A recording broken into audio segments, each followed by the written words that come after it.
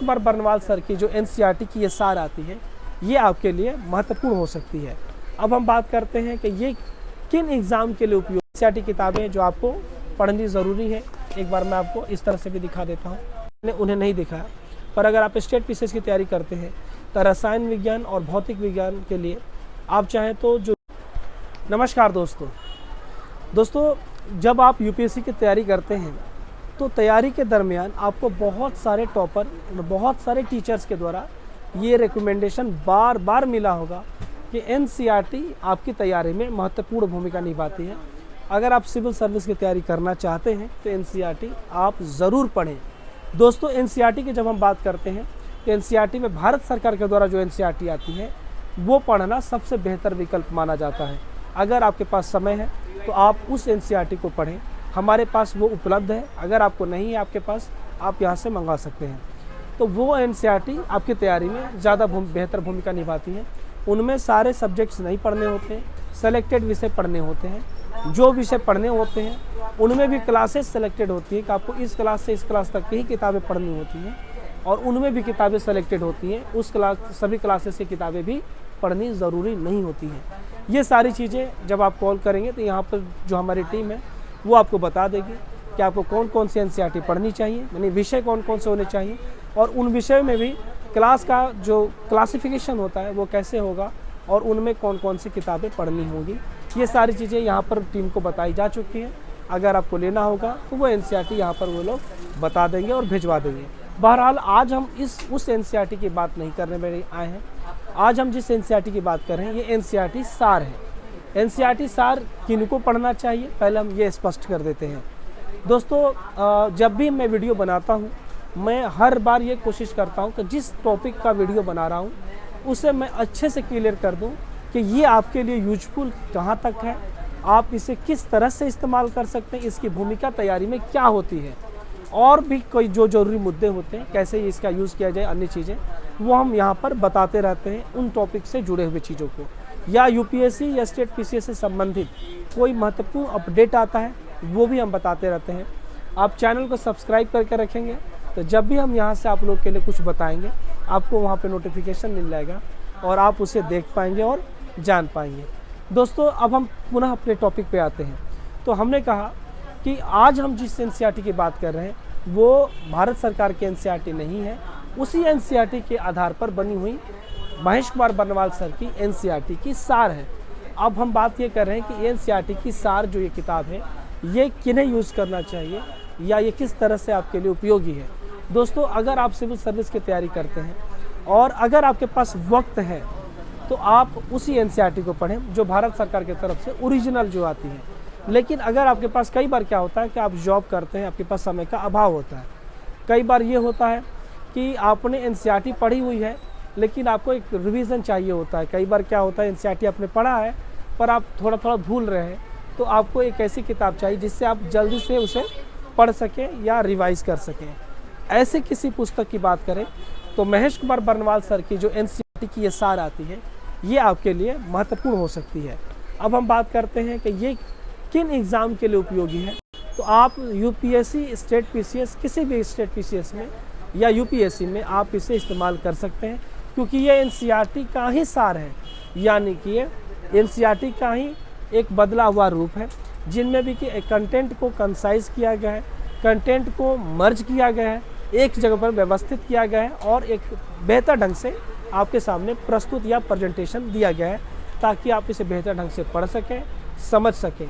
दोस्तों, इस किताब की एक खासियत ये भी है कि इसमें चीज़ों को प्रेजेंट बहुत बेहतर ढंग से किया गया है। इसमें आपके टॉपिक छूट नहीं रहे हैं, टॉपिकों को पकड़ा गया, इसमें टॉपिकों को कवर कराया गया है इसमें, और इसमें जो चीज़ें कवर कराई गई हैं उनका प्रेजेंटेशन बहुत ही बेहतर है। आइए हम इनमें देखते हैं कौन कौन सी किताबें हैं। दोस्तों, इस बात का भी ध्यान है, महेश कुमार बर्नवाल सर के एनसीईआरटी सार में बहुत सारी किताबें होती हैं पर वो सारी किताब आपके लिए उपयोगी नहीं है, इसलिए मैं आपको वो सारी किताब नहीं दिखा रहा हूँ। उनमें से जो ज़्यादा महत्वपूर्ण है हम इनको ही दिखा रहे हैं ताकि आप बहुत सारी किताबों के जाल में ना फंसे, आप उतनी किताबें लेकर पढ़ें जो आपके लिए उपयोगी हैं। हम आपको जो किताबें दिखा रही हैं आप ध्यान से देख लें और समझ लें।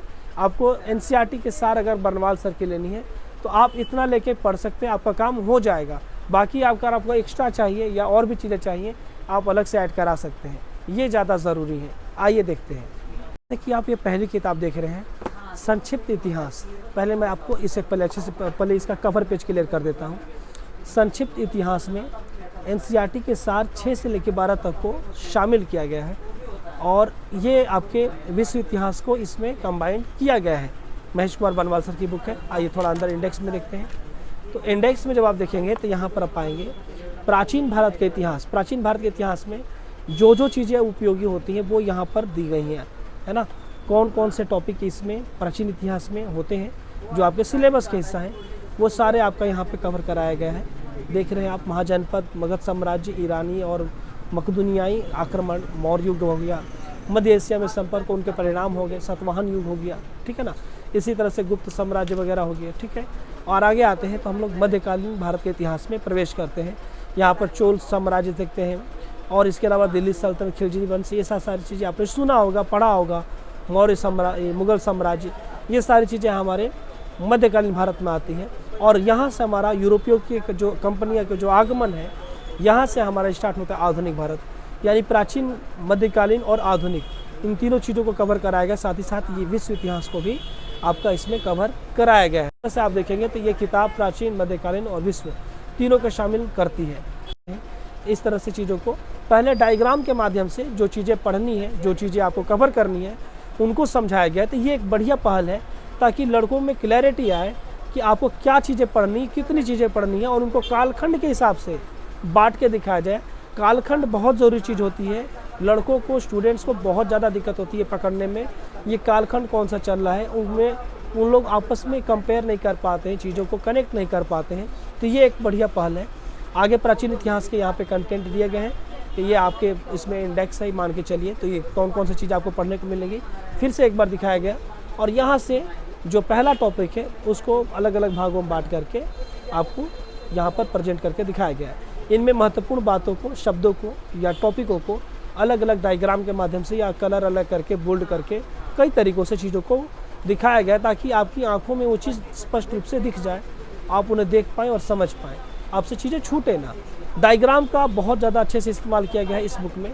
डायग्राम का बहुत ही बेहतर ढंग से प्रेजेंट किया गया है और जो भी टॉपिक है, जहाँ पर जिस तरह का डायग्राम चाहिए वो इसमें दी गई है। और चैप्टर के लास्ट में आपके लिए इम्पोर्टेंट जो क्वेश्चन होते हैं वो क्वेश्चन भी इसमें दिए गए हैं जो वस्तुनिष्ठ टाइप के हैं।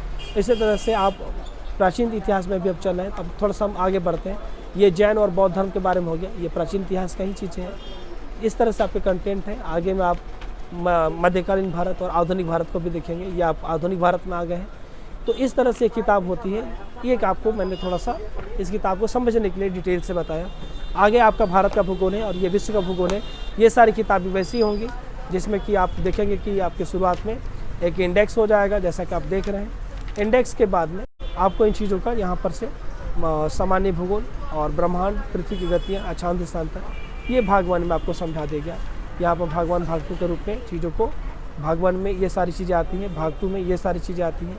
इस तरह से चीज़ों को यहाँ पर दे रखा है। ये भाग 1 है। भाग 1 में कंटेंट इस तरह से आपका दिया गया है।